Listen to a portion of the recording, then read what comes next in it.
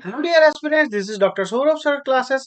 Our contact number is 98367930076. Again, I am repeating our contact number, which is 98367930076, and our email ID is souravsirclasses@gmail.com. So please feel free to contact us via these contact details, so you can enjoy all the services of Dr. Sourav sir's classes, like you can join our one-on-one sessions, our online classes, and our regular batches, so that will be beneficial for your preparation of upcoming examinations like ISI CMI entrance exams. So please feel free to contact us via these contact details.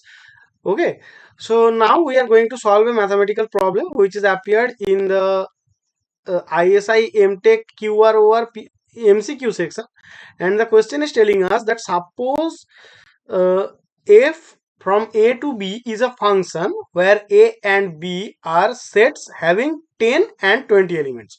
Okay, so our cardinality of a is equals to 10 and our cardinality of b is equals to 20. We can uh, take that from here. Okay, so let us denote for all subsets u of a. F of u is what? F of u is my fa where our a belongs to u. Okay, yeah.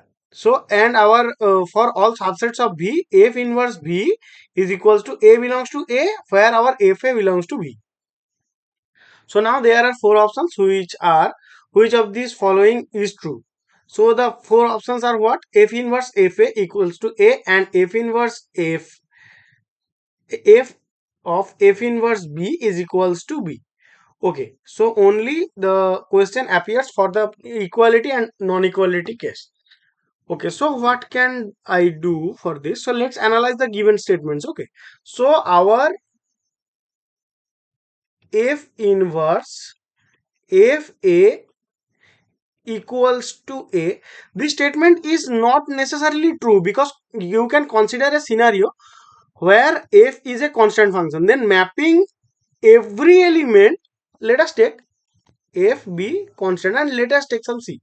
Okay, then from mapping every element of a to the same element in b, in this case our f a would be a singleton set, and our f inverse of f a will be what? My f inverse of f a, my whole f a will be c, so that will not be a again. So we can write that our f inverse of f a equals to a will not equals to a. That is a very visible option.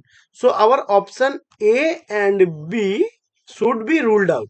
So now only we have to think for our option c and d. Okay, so now let me, yeah, so now for our f of f inverse b, f of f inverse b, in this case equals to b, then in this case we can say that this statement is also not correct, because consider a scenario when our f is not surjective, then that means not onto, then that means that what, there are in elements in b that are not mapped by any elements in a.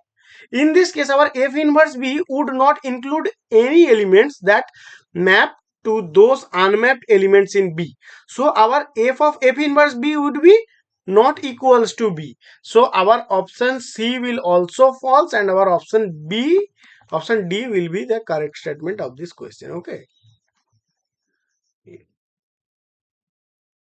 so option d is correct.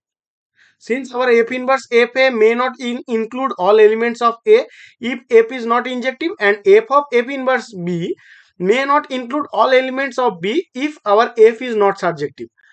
Okay, so by this we can write that our option d is the correct statement here.